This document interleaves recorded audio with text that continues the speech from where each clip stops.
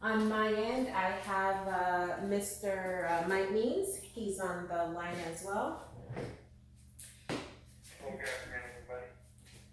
Is that MEANM? Yes, sir. Okay. And will you have anyone else from your end join us, or it will just be the four of us? Just the four of us, so. All right, perfect. Four is a perfectly even number.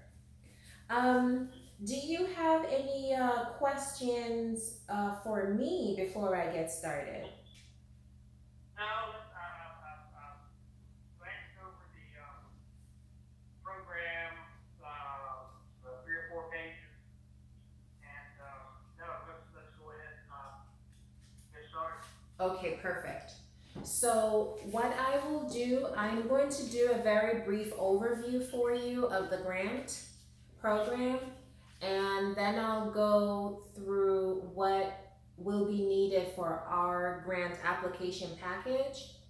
Then after this kickoff meeting, Mr. Means will send an email with a list of items that we need from you, and then we'll get started. The list of items that Mr. Means will send in his email, I will be going through with you during this kickoff meeting to identify what those things are, and we'll talk about them. Okay? Okay. All right. Sounds good. Okay.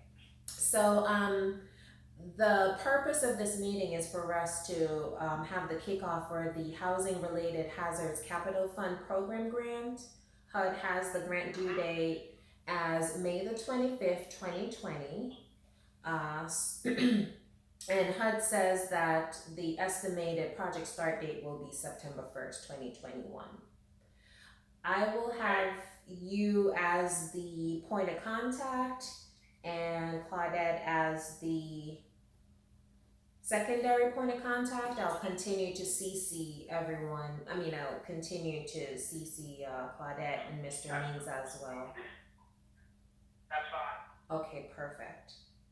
All right, so the grant purpose is to allow public housing authorities to identify and eliminate housing related hazards in their public housing development projects. So, what type of housing hazards do you have? The ones that HUD has listed, they include carbon monoxide, mold, water intrusion, radon, fire sprinklers, pest infestation, and really any other housing related hazards. And they have a few listed there, but the list is not. Right. In our case, the carbon monoxide, because of the, we do use, natural gas for heating and for, cooking, mold, because of the, particularly in, bathrooms. We do have vents, or excuse me, exhaust fans, but, they need to be replaced. The other areas are probably asbestos and lead, although I don't think we have a whole lot of lead-based paint. I think that's all been remediated. But, there is asbestos, and, if we could do some type of evaluation on that, that would be very good. Radon is not a problem. Fire sprinklers is not. Pest infestation, no. So I would say number one, number two, and then asbestos and lead. Okay. So that's good. Thank you for identifying those. So I have four so far: carbon monoxide, mold, and asbestos and lead. I do know that you have 200 public housing units. Is that correct? Correct. When were they built? What year? 1969. 1969. Okay, so that's really good because the last year that lead was used was 1978, so they're within the window. Right. All right, so some questions for you now is Have you done any carbon monoxide testing to see if your natural gas for heating was emitting any carbon monoxide? No, we have not. Okay. Have you done any mold testing? You're saying that they're mostly in the bathrooms? Correct. We haven't done any testing, so to speak, but the exhaust fans, there's evidence of mold in the bathrooms, and they're quite old. And what using our engineers or architects doing a physical needs assessment, they were pointed out as needing to be replaced, and some uh, indications that there was mold in those areas.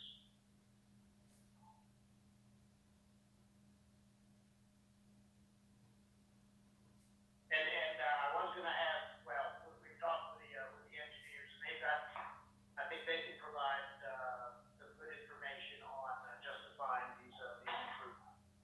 Okay. So, as far as the mold is concerned, is it possible that your maintenance team can do an inspection of the bathroom and do a written report to say that based on their knowledge, this seems to be or looks to be mold? Yeah, Okay. and it's not the not our maintenance, um, engineers or architects to do that. We had a presentation to our board. Oh gosh, I guess it was March last month, where we were developing priorities, and one of the priorities was new exhaust systems for that particular reason. So um, I'm sure we can come up with some justification on that, either from our maintenance or from our architects. Okay. All right, so right now I'm writing that we'll get the engineer architect report to evidence that they're saying that there is mold, and also we'll also get something from the PHA maintenance to also evidence that there is mold. Okay.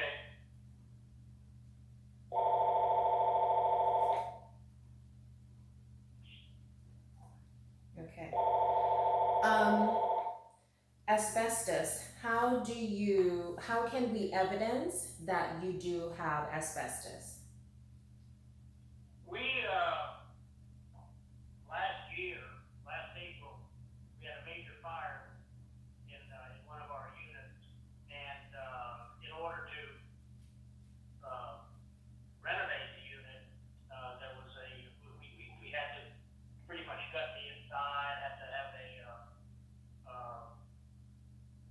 third party come in to remove all the asbestos, because there was a lot in the unit.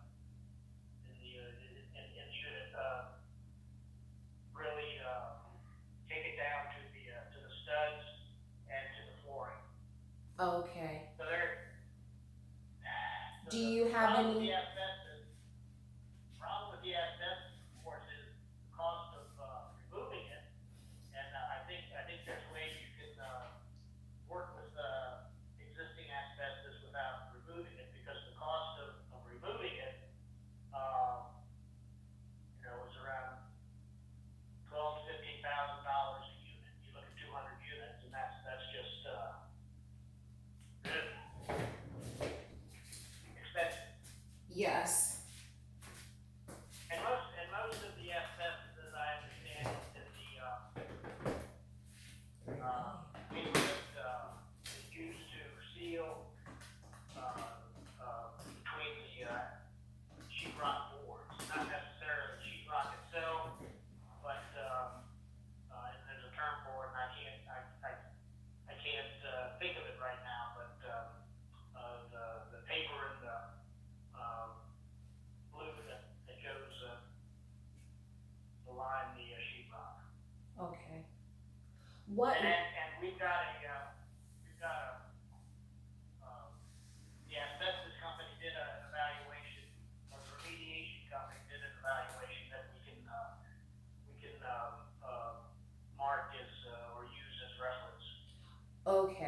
So the asbestos remediation company did an evaluation to Right. confirm that you do have, okay,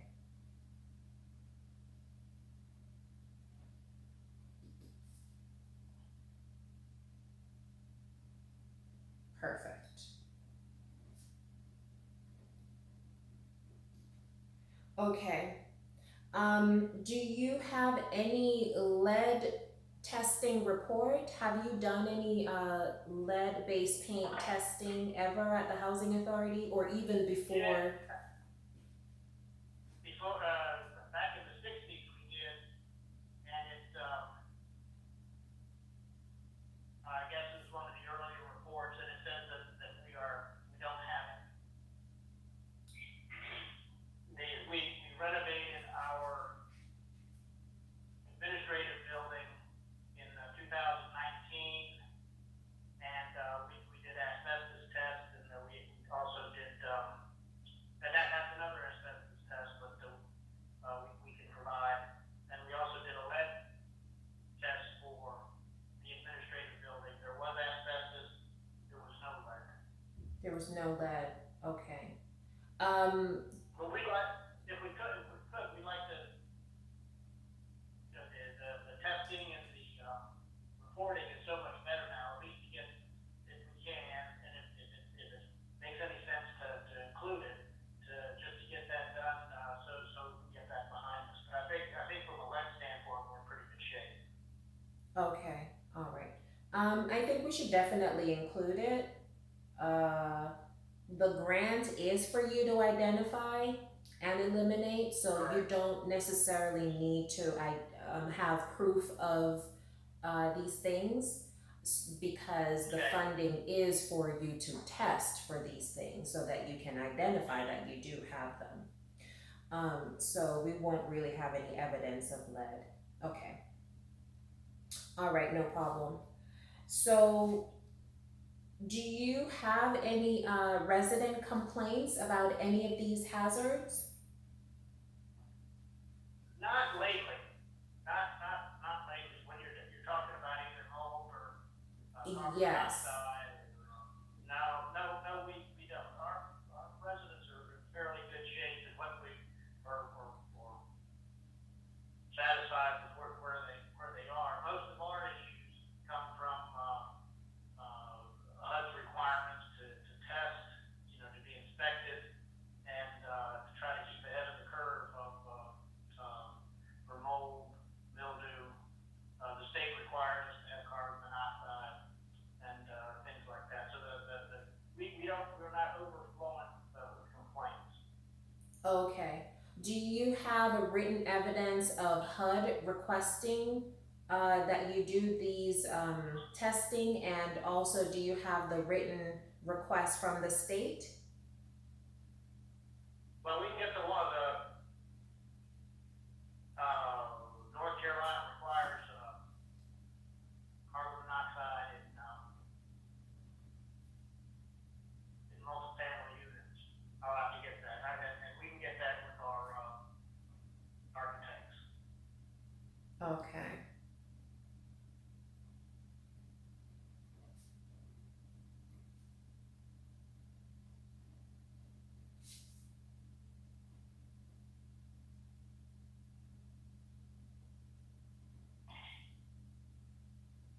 And I'm making notes here, but I want to. You're going to be sending us a list of things you need.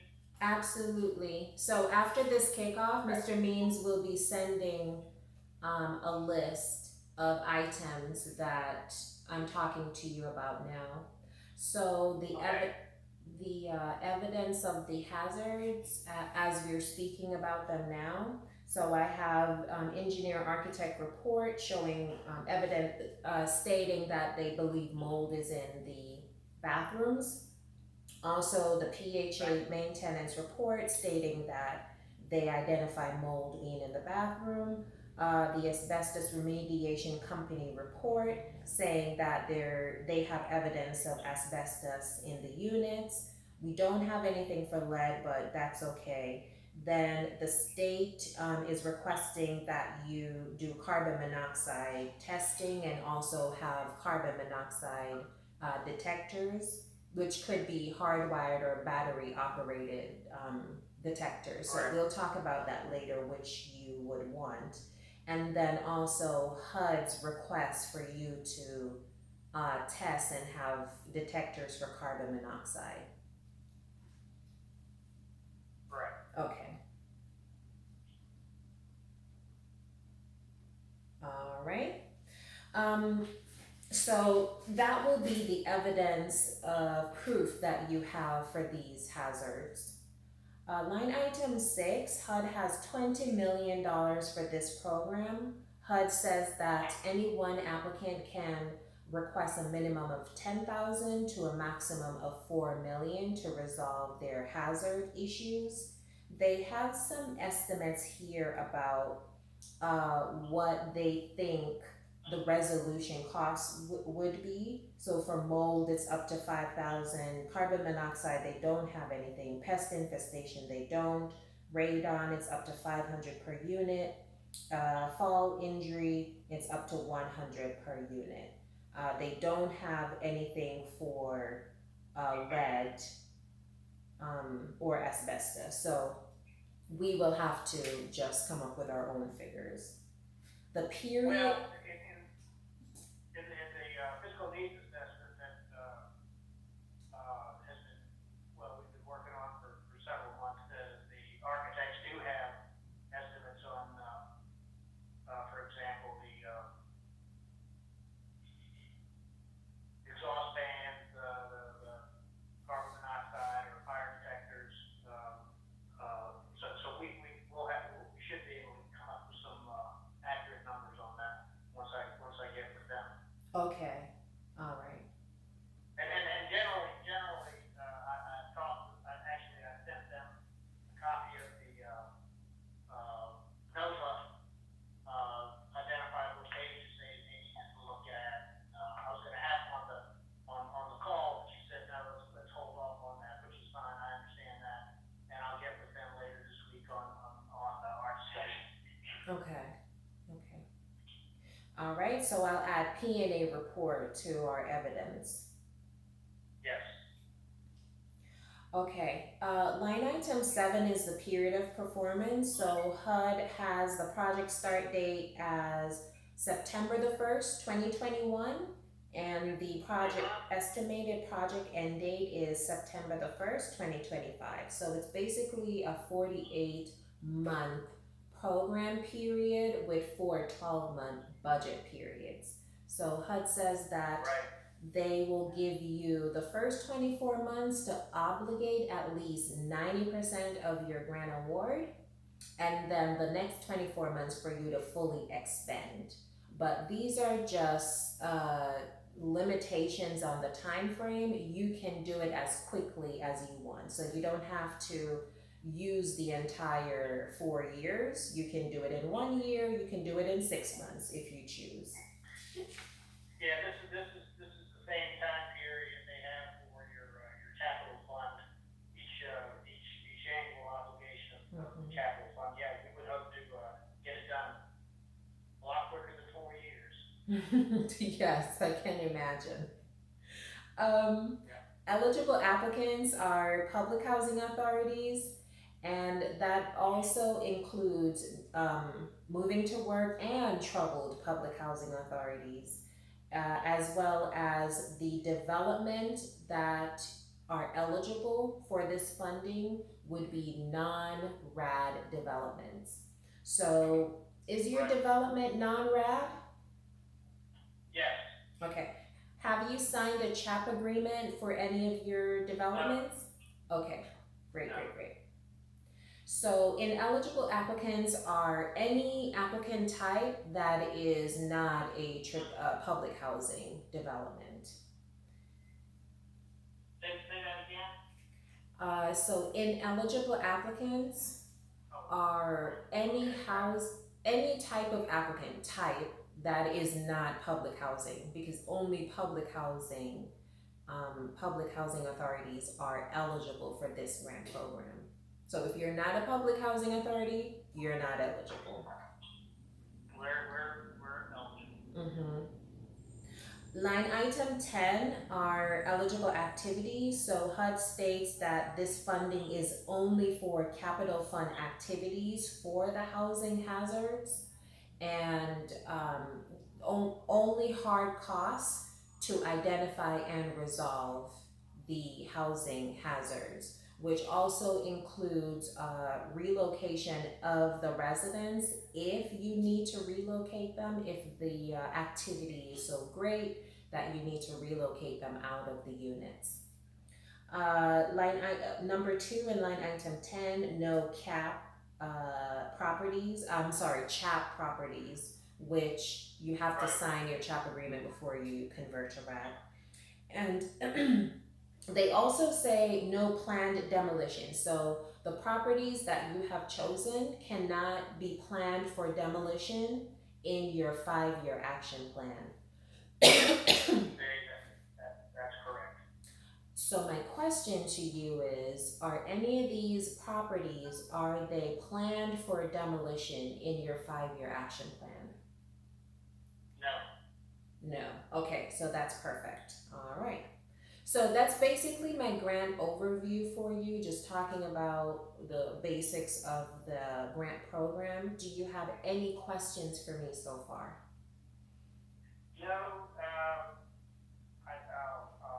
Once I get with the engineers, given this overview that you emailed today, we'll be able to get started on the projects. Okay. So I'm about to go through now what will be needed for our grant application package. Okay? Okay. All right. So for this grant program, we have the opportunity to get 102 points.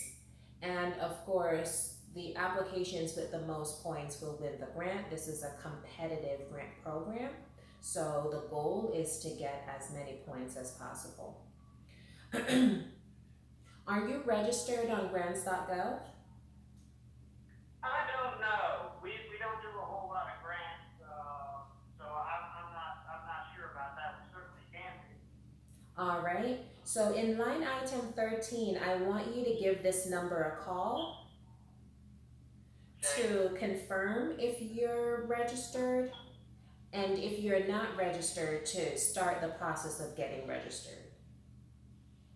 Okay. All right. So call this number. That is grants.gov.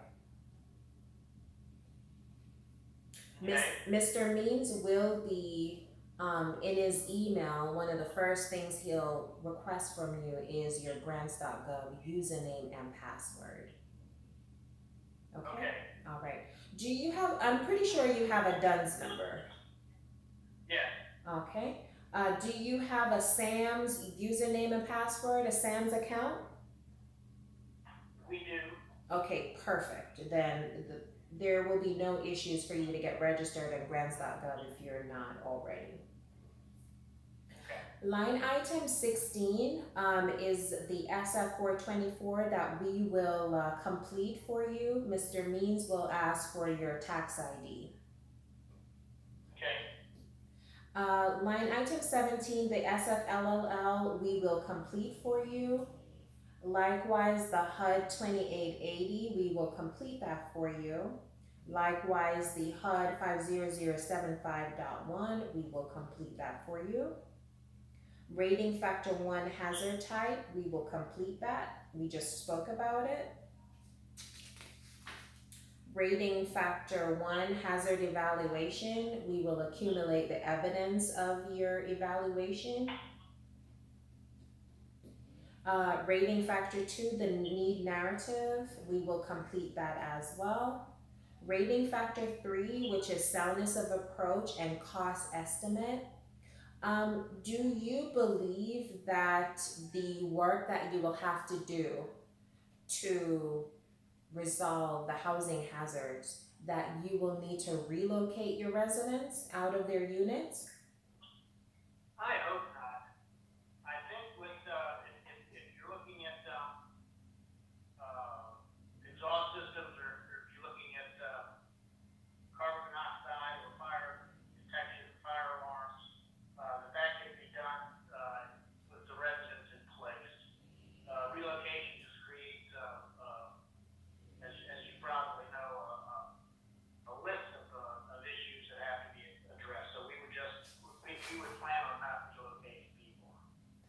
Okay, That so would be that would be the preference. okay, so let's think about your asbestos. I'm, I'm thinking you probably would need to relocate them. Well, if we're doing testing and not remediation, because you can seal or you can, well, I mean, so if we're looking at the asbestos, we also have to cure it. Is that what you're saying? So the funding is for you to test and eliminate. So, Okay. I we'll have to talk to our engineers about that, our architects. do you have a resident relocation plan? No, Okay.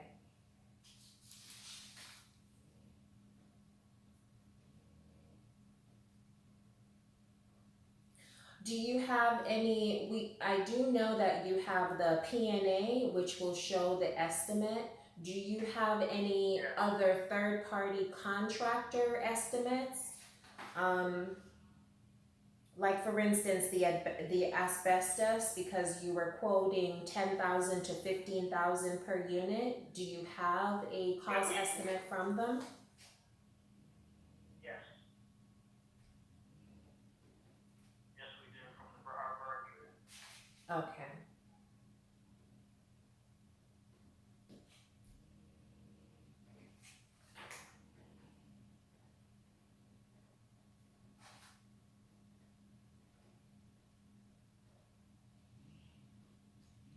Do you have any lead-based paint cost estimate? Do not, no, the testing we did was back in the sixties and, um, the only building we've tested since then was our administrative building and there was a negative, report of asbestos. Okay. So Excuse me, of lead. okay. So what I'm going to request from you is that the engineer and or architect create a cost estimate for the lead. Um, Okay.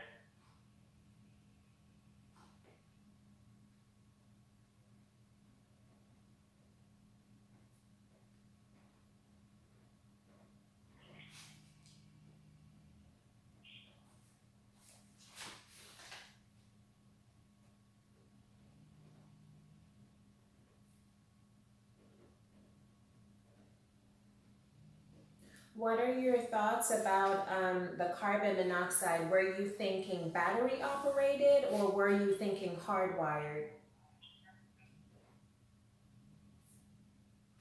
Well, either one, whichever, right now I think we have a hardwire. The problem is that you've got to, now with HUD, you've got to put them, in all the bedrooms, not just in the common areas, but you have to put them in the bedrooms.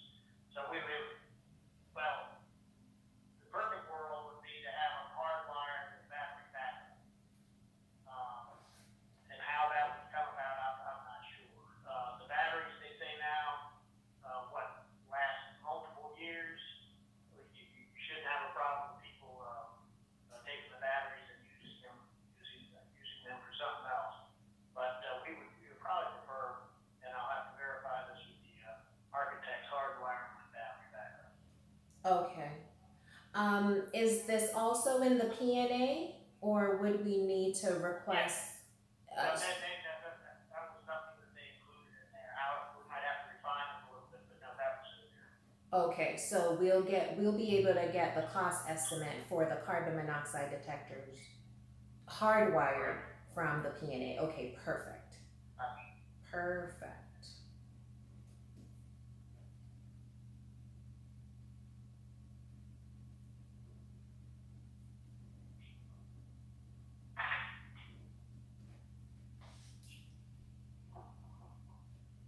Okay. Moving on to line item 24, rating factor 4, which is past performance. So we have the opportunity to get 13 points from this section here. And the first thing that they're saying is they want to know if you had any OIG audit findings. Did you have any OIG audit findings for 2019? Nope. Perfect. Uh, what about your IPA, your audit report? Do you have any audit findings in your audit report? Nope. Okay. All right, so I'm going to request your audit report, okay? All right. And we're a, High performer? April to, well, no, we have been, we haven't been, we had a bad inspection last year. When I say bad, it was about 85. But no, we're standard performer, but get all, for the FAS part, for the financial part, we always get all the points for the financial. Okay, that's perfect because the next piece, which is timely locks reporting, is 8 points from the 13 points. So what I want you to do is to contact your local field office and to confirm with them that you're up to date with all your reporting. And the reason why I'm saying that is because sometimes you may think you're up to date with reporting, and maybe they're thinking, oh, you have one report to send in and it's overdue or something like that. So, just to confirm to make sure that nothing is outstanding, we better be safe than sorry because we can't recover from losing 8 points. And then the next thing is if you have any monies to draw down in locks that you have not yet, please draw it down because your locks has to be current. So to get these 8 points, they're looking at two things. Are your reports up to date? And also, are you current in locks? Now, is this for operating fund, capital fund? Everything. We don't have to draw all our capital funds down, do we? No, as long as you're just up to date. If you're drawing it down periodically, whatever your drawdown schedule is, and you're current with your schedule, that's fine. Okay.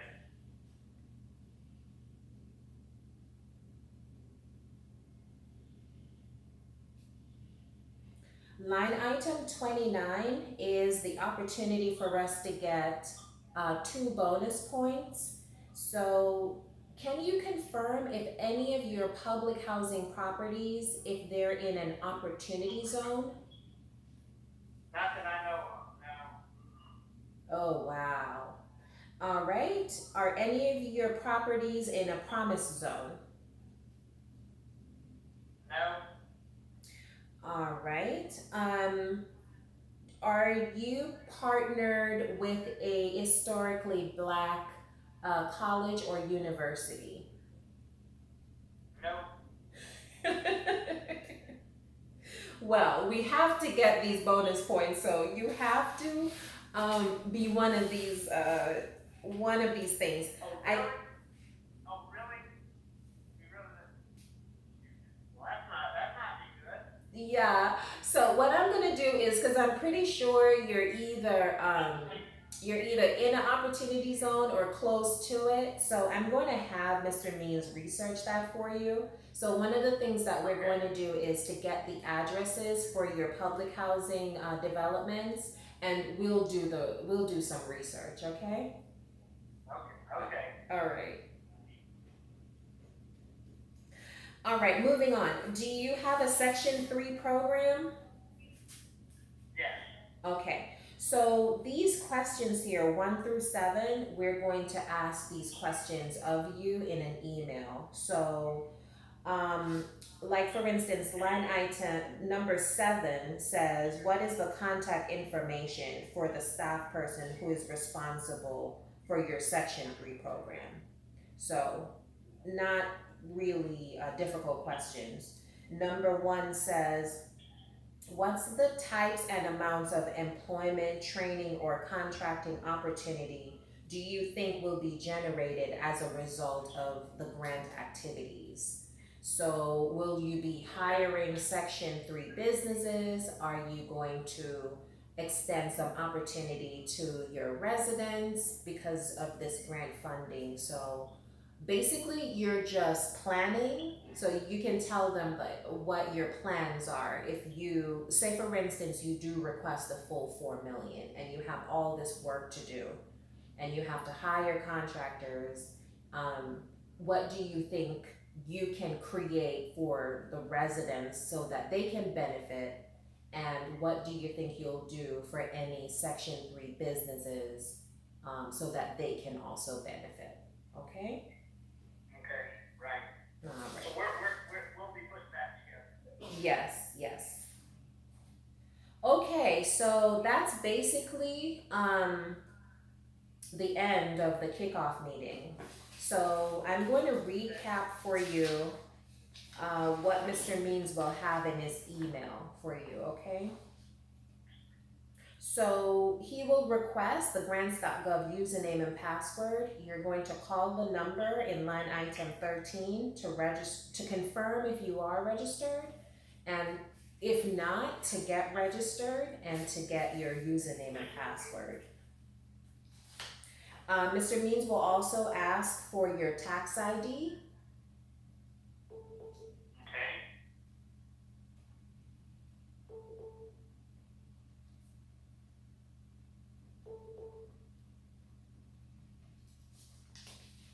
We already confirmed what your hazards are.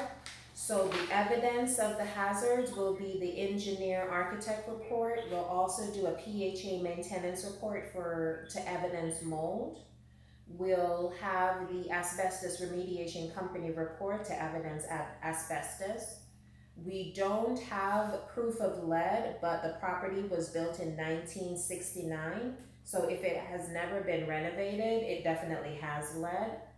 Also, we'll request the state carbon monoxide requests and HUD's carbon monoxide requests of you to get carbon monoxide detectors. And also, we'll request the PNA report. Also, we will request the PNA report to evidence the cost estimate for the mold. You do have asbestos cost estimate that we'll request. Also, the engineer or architect will create lead test and lead testing and abatement cost estimate. And then the PNA also has the cost estimate for the carbon monoxide. okay, We will request your audit report for 2019. And also, I'm reminding you to contact